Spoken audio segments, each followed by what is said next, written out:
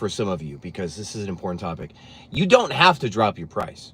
If you want to make money on Airbnb, you have to be connected to your prices. You have to understand what you can charge, and dropping your price is often arguably a sign of failure. So there's a way that we can get around this.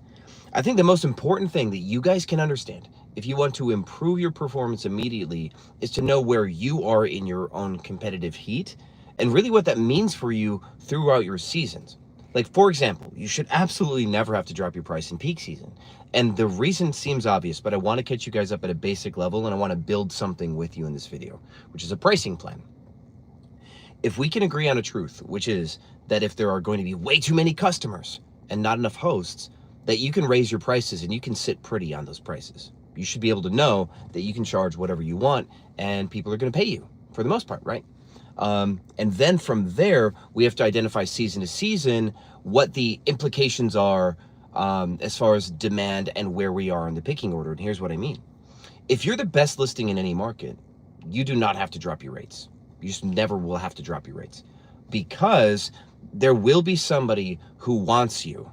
In almost any season, there's always going to be at least one customer. And in a vacuum, being clearly the best listing and not being like completely egregious on your price, somebody's going to want the value you offer and will choose you. It's really the secret, right? I want to make sure that you guys can actually see me, because this could be kind of funky. We are live. Good. So only time we ever even have to think about dropping rates is if we've overestimated our value or we've overestimated demand. Those are really the two things. And here's where the demand part kind of comes in. We can be a good property, and we can be like the 10th best property in a market, and there will only be 5 customers. So in a vacuum, the top 5 listings would get booked, and you being number 10, you won't get booked. And this is where people start to drop their prices because they're trying to manipulate something, which is preference. So everybody wants the best that they can get when they travel. This is a truth. But if you can give somebody a steal on something great, they may decide they like the index, the value price combination offering that you gave them. See, if the 10 best listings in a market, like say you're in the Smokies, and you and your 9 better competitors are all $1,000 a night, because you're all going to get that in some other season. But in slow season, you being the 10th best property and unlikely to get booked at 1,000, you need to make a change from your other 9 better competitors. If they stay 1,000 a night and then you were like 600, you'd probably get booked, right? So the key here is to understand when we don't have to drop our rates, and we understand exactly at what point does demand drop off enough. So what I'm saying for some of you, your properties are so ugly that you're at the very bottom of preference, which means the only way you ever compete any time of the year is probably by dropping your price. Some of your properties are so beautiful that even in the slowest of seasons, as long as you stay like reasonable on your rates, you're going to still be the one preferred and you're still going to be the one booked. It's the rest of you that are in the middle that you have to make a decision. You might have a good enough listing to meet demand 11 months out of the year, and then there's only 1 month where you're not quite good enough to catch whatever demand that is there, and your other competitors will get there, because there's not a single market on the planet that's 0% occupied. So before we drop our rates, we have to determine what demand is going to be season to season. Does that make sense? And so it's important that you watch your competitors. And here's what's really fun. In Cracking Superhost, I've been teaching my students to make like a wish list and to pick their favorite competitors, the ones that seem most relevant to them, and then from there, stock those listings. And in slow season, we treat this list different than we treat it in peak season. We use it as a guide all year round. But when you have this list of your competitors, you'll know which ones are prettier than you, which ones can sleep more than you, which ones have better location, the ones that you beat. And if you're going into slow season and all of your good competition is still unbooked, that's a time that we can't afford to like not drop our rates. But if we're going into a slower season and anything that looks better than us is already booked, then we can choose not to drop our rates because we are now the best aesthetic in a market. And if you have any time at all, even in slow season, you can afford to hold your rates because you know that you're the most preferred listing in the market. So I want to step this back, and I want all of you to understand this one thing. We're not competing against the Hilton in this case, right? Your wish list doesn't include one hotel building with 400 doors that has to get soaked. your competitors will be one super amazing log cabin with the coolest private pool you've ever seen. And then another person who's got like this really cool theme, but can sleep a ton of people, and they got a pool table and shuffleboard and all these other amenities. And then some eclectic art house with a really cool sauna or whatever. Those are your three big competitors. If they get booked, which is only 3 reservations, you now don't have to worry about them. And that's one of my favorite parts of pricing strategy lately in 2025, is helping my students navigate weekend over weekend. Which weekend do we actually have competition we have to worry about? Because your listing is on a pecking order, and at any weekend in time, your competitors could all get booked before you. So if your prices are too high going into peak season, that's okay, because you kind of want your competitors to get booked before you anyway. If you are uncalibrated and your prices are too high the rest of the year, that's going to be where it can come back to bite you. You'd want to look at any season that you're in the market and go, are my prices so high or high enough that in slow season, 10 other people will get booked and I'll get left behind? You want to make an assessment there. I have a joke in Cracking Soup Roast where my students are like, I don't want to drop my prices because my property's worth too much. I just don't like having to drop my prices. I'm like, well, you can never drop your prices. Just start at a really low price, and then all you'll ever have to do is raise them sometimes. You'll just always get booked. And that's the truth, right? I think any of us as hosts, the best thing we can do is really to find our price home, right? Our price anchor. Any software that we use will use this price anchor and push us up and down based on seasonality, supply and demand. And if you are $10 away from home, right? And like say your price anchor is $360 and you actually put it at $370, you're now $10 too expensive. And if a software runs a perfect pricing strategy, it's going to run a perfect strategy that is always $10 too expensive. And there's this grain of rice that tips the scale. That at one point, $1 too much and you don't get a booking. So your occupancy could go from like 91% perfectly priced to like 70 because of a $10 swing, you're off calibration. So my favorite way to find my price home is by starting a little too low with new listings, the very near future. And I try to see how far in advance people are booking at certain rates. And if I'm getting bookings, say 3 weeks from now, I'll start to raise my prices for everything 3 weeks from now and farther. I call this game Battleship. The moment that I get a price at a distance, I improve that price. I kind of like stack on top of it. It's kind of like, in a way you could say you're like playing Legos, right? So you're $100 3 weeks from now, but if you get booked for that, then make it 110 and start to build your price where like every single week you've been looking at, well, 4 weeks from now, I always get $200. Cool. Well, then make it 210, 215 until it starts to fail. And at this point, we'll notice that 4 months from now, we're good for 250. 3 months from now, we actually get like 280. And then like 2 months out, we get like 190. 1 month out, we get 140. And 10 days out, we get like $90 or something. You can figure this out just all through trial and error or playing Battleship. And with any new listing, even if a pricing software thinks they know what they're doing, I always opt to shave those rates because I would want to get data first, right?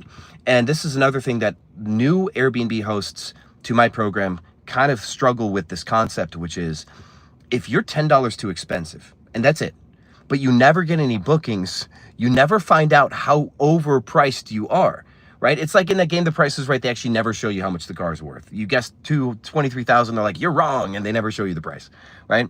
But if you, instead of being like 150, where you should have been 130, you decide to start at like 95 very early on. You get hit for 95, then you get hit for 105, then you get hit for 120, and you start to know that you fail about 130 to 140. You go, oh, this is the cusp. That's that area where if I'm lower than 130, I get bookings, and if I'm over it, I don't. And then you'll notice that that number probably is correct for 2 months out. But if you have any leftovers like 5 days from now, 130 still doesn't work, right? Like 5 days out, you have to go down to 80. And so you start to notice these price floors exist at different points of lead time. The earlier you guys do this with your pricing strategy, or to build your pricing plan, the earlier you find these price homes, the less you'll ever have to drop your rates. And that's kind of the point of this video. If you don't want to drop your prices, you have to find the right price home. So that way you can run a balanced strategy that over time you get enough bookings. And now here's another part that I'm going to back out of. You have forever into the future to get booked. You could open up your calendar and get a booking 2 years from now, right? We should be working on the calendar the whole time. And so if your prices are correct for today through the next 45 days, but your prices are too much at day 46 through infinity, You'll only ever get bookings starting 45 days from now. And what's bad about that is you don't have enough time to get a really full calendar. So my zone strategy with my students is to break up our pricing strategy into 5 chunks, right? And chunk number 1 is like, depending on property size, anything more than 6 months away for a house, right? And then chunk 2 or zone 2 is everything from 6 months to like 4 months or 3.5. Zone 3 is everything like from 4 months to say 10 weeks or whatever we think our golden window is. Zone 4 is everything inside of 10 weeks or everything inside of 6. Zone 5 is like the last minute drive to get bookings. That's where you're throwing stuff at 30 bucks, 50 bucks a day, crazy stuff like that. When we do our pricing in zones, we are trying to stay loyal to this concept that we should get bookings in all 5 zones. We should get some, right? But it's a bell curve. So we don't want bookings tomorrow. We don't really want bookings a week from now. But we also don't want to be always 100% booked 30 days out and like potentially be underpriced. So if we can get 90% booked going into a week from now and we have to like race to get the last few bookings, that's cool with me. If 3 months out, if I have no bookings 3 months out, that means I've failed in my first couple of zones and we reprice only those 2 zones. Because if 90 days out, I start getting a lot of bookings, that means my zone 3 is probably right? And if zone 4, I'm getting bookings, like a month out, I'm getting bookings, cool. But let's say 1, I just get way too many bookings. Let's say you guys always get booked 6 or 8 months in advance, 100%, then you're underpriced. Because that like 6 months in advance to today, some of that traffic would have paid you more than you collected 6 months from now, right? And so a lot of different hosts have different problems with this. I know a lot of hosts who use the multi-calendar, they can get bookings 14 days from now, but they get nothing 14 days out because they don't think to change their prices more than 20 days in advance because the Airbnb's multi-calendar only shows you 21 days into the future. And then they never touch their prices more than 21 days out. So if you can build a price home where you know that that price is accurate for like a week from now, you tend to get bookings a week from now at this price. And then you do it for 6 weeks out, 12 weeks out, 24, 36 weeks out. You build these multiple price homes for your zone strategy. And that way you'll never have to drop your rate because your pricing software will be calibrated throughout the zones. And yeah, there's softwares that really don't let you change your base price based on lead time, but there are ways to chisel this. And I teach pricing strategy in private like every week. And you could do this on Airbnb's multi-calendar, or you can do this inside of Price Labs Wheelhouse or Guesty GPO. You have 2 options on how to do this. If you want to learn how to do that, just like hit me in the comments and I can get you guys some more resources on that. But the bigger part here, the final part of this conversation, if we don't want to drop our price, we have to understand preference, which is what we talked about at the beginning of this video. Now, preference, you could be the best listing, but you could have a style, right? You could be like Mickey Mouse themed. And even though you're the coolest listing, we have to recognize that some people may not want Mickey Mouse, right? And the guy next door has like a Blade Runner theme, right?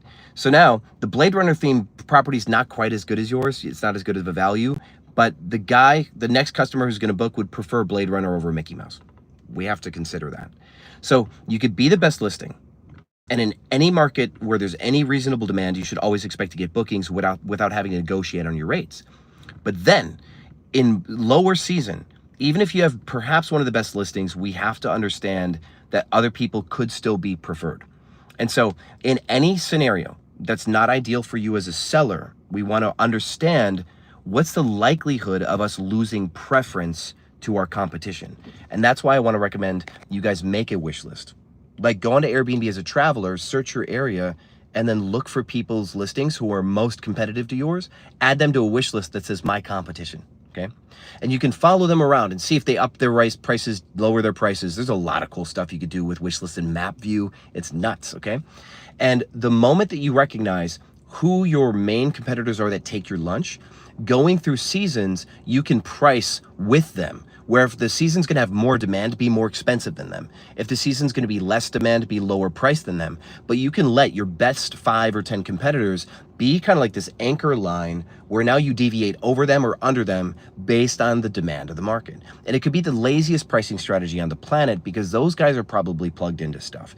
And what's really fun about this is you may recognize that in slow season, every year you have to be 20% less than this. Okay, sorry, my phone was being dumb. But you may notice that you have to be 20% under one listing in slow season, but in peak season, you always get booked at like 15% over that one listing. You can have other listings pricing strategies be waypoints, just like you calibrate against your own base price, like we were talking about for understanding price levels. You can calibrate around somebody else's listing using them as a more dynamic tether, where you know that you are always in relation to them, or you fly in a certain formation. That's a really cool like cheat. Some of my students have bought bed and breakfasts. We actually are using booking.com to do market research now too. Like you can make a booking.com wish list just the same, guys. And hotels, they don't run out of supply, but you can see them changing their rates. So they're changing their rates based on the fact that they're getting bookings. So if you see that a hotel's price is trending, like you see it's trending up and up and up and up, you should expect that to mean that your market is more optimistic at that period of time. The hotel will likely not ever show up as unavailable, but you'll see their prices climb or drop like an airline. It's a really cool hack for doing some pricing market research. So moral of the story, if you don't want to drop your prices, we need to discover in advance what our price homes are, so that way our pricing strategy across all year will get some bookings 4 months from now, some bookings 2, some bookings 3 weeks from now, and you get a full calendar running a good arc-based 5-zone price floor. And by knowing your price floors, you'll never have to deviate. Lowering your price is the action of going below the price that you thought you should get. That's what lowering your price is. And a lot of times we have to do that in seasons of low demand where now it's a coin flip at best that you're gonna get a booking. The last thing we want is to show up like here in Dallas in January or February to have any inventory open even at the end of November for those months. If December comes and January is empty, we've got a problem. So in slow season, you guys want to be more on sale than your competitors, even if slow season is another 10 months from now. We always price on sale. We're always on sale. So with that said, I'm using Guesty's Price Optimizer for price right now because I'm going to be doing some coaching on it. I don't have a link at the body of this video, but my last video, there's a link for Guesty. And if you guys sign up for Guesty through me, I'm making a free course, a free pricing strategy course for Guesty users to use Guesty GPO. It's probably going to be one of the coolest little value adds on the planet. So if you guys are looking for a channel manager that also does price, Guesty's GPO is pretty tight. I just gave them my first round of product changes because we have an advisory agreement. So I'm telling them to add certain features based on what I use. And they said they're pretty open-minded to pretty much making any changes that I tell them to. So it's going to be pretty sick. With that said, guys, if you have questions about price, please let me know. Let me fix my camera one last time. This thing's being really goofy. 1 second. Okay, never mind. I guess I'm just going to drop this thing off. So without getting too distracted, I'm on my way to the gym. So I've got my pre-workout and just visiting my bus in the back. So love you guys. Thanks for hanging out with me for a pricing video. Please give me your pricing specific questions at the bottom of this video so I can actually make more targeted educational stuff, because this was conceptual. I know. I want to get into the brass tacks with you in 2025. Love you guys, and I'll see you on the other side.